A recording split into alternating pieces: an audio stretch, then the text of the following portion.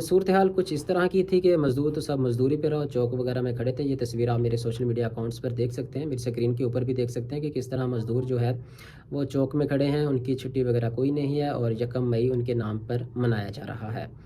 तो इसी हवाले से वैसे तो देखा जाए कि मुल्क के अंदर जो 97 जो लोग हैं वो मज़दूर ही हैं। ये नहीं कि जो अफ़सर हैं वो ही मज़दूर हैं, उनकी ही छुट्टी है। मज़दूर मेरे ख़्याल के मुताबिक जो पाकिस्तान के अंदर जो सूरत हाल है वो तकरीबन 97% लोग मज़दूर हैं। तो वो मज़दूरी करते हैं, वो किन के लिए करते हैं वो आप लोग बखूबी जानते हैं किन के लिए हम लोग मज़दूरी करते हैं। हम लोग हैं ग़ुलाम, और ग़ुलाम का काम क्या होता है? मज़दूरी करना। तो हम मज़दूरी कर रहे हैं, सुबह उठते हैं, गधों की तरह चलते हैं ऑफ़िस की जानिब, और आते जाते पेट्रोल डलवा लिया, उनके अंदर जितनी रकम जितना कमाया वो दे दी, तो बचता क्या? वो भी खाने के लिए, कोई 2 टाइम का खाने के लिए बचता है थोड़ा बहुत, वो भी बहुत कम बचता है।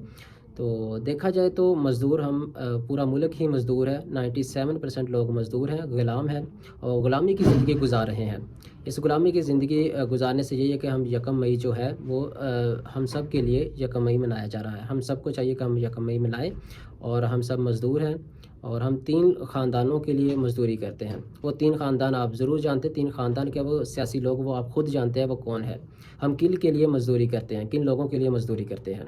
ये था यकम मई और मज़दूर डे के हवाले से एक छोटी सी वीडियो, तो इसे लाइक